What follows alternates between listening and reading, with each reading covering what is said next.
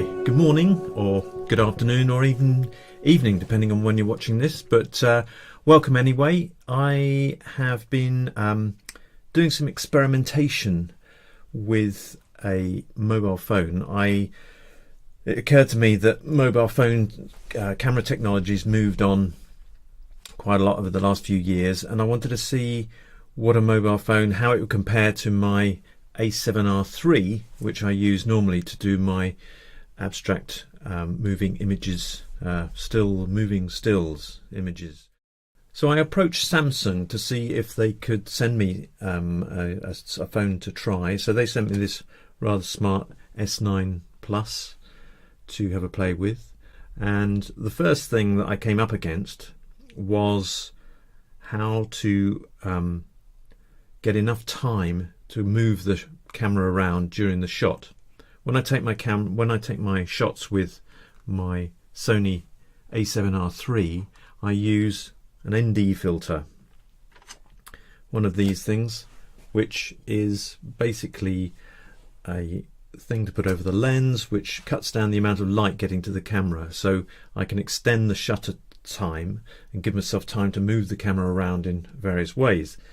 This one is a Hoya, put my old glasses on, Hoya Pro ND 200, and it gives me, I think, 7.25 or 7 and something stops of light that it stops getting to the camera, so I can turn the camera 7.5 or 7.25 stops longer than I would if it wasn't there. So I am faced with, how do I get this onto here? So what I did was I bought myself a case, which was this clear case, which turned out to be a bit of an error. The error was when I put the phone in the case and took the next step of my little journey, which was I attached, you can get these step-up rings so that they take the diameter of smaller lenses and allow you to put bigger filters on. So I thought if I get one of those, I can use trusty blue tack. I don't know if you can see that around there, and I made a little ring of little sausage of blue tack and stuck that onto this clear case. But when I went out in the sunshine, the light got diffracted down the case and kept making weird sort of light leaks all over the camera lens. So I had to put a bit of tape all around the top part of this clear case to stop that light coming in. So if you're ever fancying doing this, use a black case or one that is not translucent to light. Anyway, so I blue tacked this step-up ring. So now I have a 72mm filter thread on a phone, which is cool. So that enabled me to take my Hoya ND filter and screw it on there. So now everything, the camera just sees everything a lot darker, so that enables me to increase the shutter time and enables me to move the camera in various ways during the shot. The problem with a phone is they have, well, a lot of them have a fixed aperture, so you can't make the aperture any smaller, and most phones are always struggling with taking photos in bad light, so they have as big an aperture as possible. This one's got an aperture of 1.5, but fortunately for me it's also got another lens with an aperture of 2.4, which is slightly smaller, but it hasn't got a variable lens. My camera can go down to f22, which is very, very small, so I can use the filter and the aperture to stop light and give myself more flexibility in the shutter speeds I use. With this, even with this 7.75 stop ND filter, I'm always struggling with stopping enough light to enable me to move the camera in various ways, and I've had to use a very old variable density ND filter, which is a ND filter that you can change the amount of light that passes through it on top of this, but I haven't got that here at the moment. But so that's enabled me to get enough time to move the camera around in a sensible enough way to get the shots. So I set out into the woods with my Sony camera and the Samsung phone to see what was actually whether I could get anywhere close to the images that my lovely big camera takes with the little phone. So if we get into the computer, I will show you the results, which I found quite surprising, really. But anyway, let's go into the computer and we'll have a look. So here we are in Lightroom, and this is a selection of images that I took, and I thought I would show you a couple of different examples. So this is a shot taken with the Sony, and it's very nice and I quite like it. No, that was the one I edited. Yeah. So I mean, it's just classic rotation with the center of rotation in the middle of the shot, and dragging the blue sky all around to create this sort of wonderful blue, either cone or whatever that is, tunnel going into the distance, which I really love. Obviously, if you've seen my Instagram channel, you know I like doing these sort of things. So that was one of the ones that I did with my Sony camera. And coming out of here, if we go into here, this is one taken with the Samsung phone, and so is this, which bizarrely has a really nice quality to it. It's the really lovely featheriness, if that's a word, to the dark areas of the shot. So I've done some editing on this. If I go into develop, it started off as this, so it's just quite bright, which is amazing in itself, because on one level you would think this is very overexposed and, you know, a waste, but the phone enables you to take raw files. So with this raw file, if you take this exposure down, I made some edits, and I was just going to run through them, through the history, as a quicker way of doing it. Adding some contrast, and there I can see that I brought the highlights down. It's amazing that in this raw file there's all the detail in these highlights, even though this is a little phone sensor. So carrying on to my edits, just adding a bit more sort of saturation and darkening down that side of the image there to something that I thought was pretty cool, really, bearing in mind it could be a bit sort of darker and slightly more moody if we do that. I mean, it's just amazing that if we get these two images side by side, I mean, clearly they're different images, but one's taken on a top-of-the-line Sony full-frame camera with a lovely 16 to 35mm Vario Tessar FE bloody Zeiss lens, and one is a mobile phone.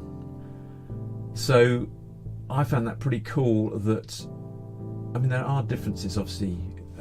This one's, the one on the left is far higher resolution, obviously, and the one on the right is 12 megapixels as opposed to 42, so you could blow the one up on the left far more, and there is more detail and more definition and stuff to get hold of, but it's still amazing what you can do with this small sensor. If we go back here and look at another couple of examples. So I think this one, no, what was I trying to show you? This one and this one. So the one on, well, when you have a little look at it for a minute, you can probably tell by the shape. I should have cropped them, and I've done a slightly different edit. I mean, it's difficult with these things because they're abstract, and every time I move the camera it's slightly different. The trajectory, the speed and everything is slightly different. This is a view of the same set of trees, moving the camera in a sort of diagonal slight curve as they go round, and yeah, I just quite liked the way the verticals have been blurred diagonally downwards. So this is the Sony image, and obviously it's you know, one of those cool things that camera does. So if I take the blue slightly more to the blue side and then go into the white balance, make that slightly more blue, let's just have a look if that makes those slightly more similar. yeah, I mean, they're never going to be the same because, as I say, it's very difficult to actually do the same shot in two different passes even. So looking at the Samsung one, if I do a full screen on that, I mean, it's amazing. Again, I just find it really cool that zooming in, see, I mean, that's when it starts to maybe show that it's not a high resolution file. If I come out of there and go to this one, although this one's much more of a blurry sort of picture, but again, you can see there's really fine detail in here, even in these blurred lines. But you know, it's a 42 megapixel file as opposed to a 12 megapixel file, so you know, you can't expect miracles. This one I thought was an amazing shot, if I can say that myself. This is with Samsung. That's incredible. That's really, really cool. There's loads of, if we go back and have a little look at the history, you can I'll take it back to what it came in at. So that was the file that came in, so you could think, oh, it's a bit washed out, the highlights are blown out, but going back to this part, you can see the highlights got recovered, and even with a bit more up here as I progress down my editing stream. I thought there was a little bit too much foreground, so I've sort of taken this into more of a 16:10 sort of shape. And from the last video that I posted, you can see that I had gone over to using Capture One a lot, and that's sort of started me thinking about how to use the HSL sort of components to things. The reason I'm using Lightroom for this example is that I bought the version of Capture One that only allows me to edit Sony files, so I was having to go edit the Samsung files in Lightroom, so I thought I'd do the comparison both in Lightroom. But going in here and taking the HSL sliders and pushing up the saturation and luminance of the oranges really picks out the bits where the sun is sort of dappled across the wood. So I just thought that was a really cool picture to be taken with a phone, and I was really, really pleased with that. Even if we go in again, you know, it's doesn't look like that resolved itself.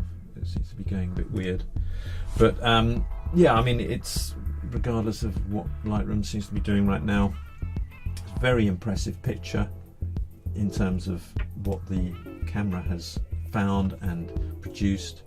But again, you know, there's another image here that was taken on the Sony, and it's really, when you see these things and zoom into them, that the detail is just bonkers on the Sony, and the sort of fine lines and everything and how it renders that is really cool. So this image, I'm going to zoom out, I thought was really lovely as well. Even though I say it myself, the way those diagonal lines are sort of cutting right across the trees, and the way the blue of the sky is getting dragged across, I just find that really nice. But you know, again, if I were to try and, you know, you could spend some time and you could get close with your phone. That's the really cool thing. I mean, this isn't even the latest phone. They've got a newer model since then. So, you know, if you've got a phone, or any camera in fact, it doesn't stop you experimenting, having a bit of fun, and doing this sort of thing if you like doing this sort of thing. You know, so I've been really, really impressed with the Samsung. But it might be that just this method of motion blur and spinning the camera around is actually not that taxing on a camera sensor, but you know, if it's all about how you do it, and you know, the technique and the speed and the care you take with the actual movement. So yeah, so this has been my little first experiment with the Samsung Galaxy S9 Plus versus the Sony A7RIII, and I think the Samsung has come out with, you know, lots of credit, you know, and they're sort of different animals, and you know, there's no point in comparing them directly, because obviously you've got more resolution with the camera than the phone. But as a artistic device to allow you to go out and try things, you know, just with a bit of blue tack, this step-up ring thing cost I don't know, £5, £3 or something, and obviously buy a nice ND filter for yourself. I've just recently become a Hoya ambassador, so I think Hoya are really cool. I've been using them for years, and so go and purchase one of those, whack it on your phone, and see what you can come up with. So yeah, there you have it. If you like this video, give it a thumbs up, and subscribe for more, and thanks very much for watching.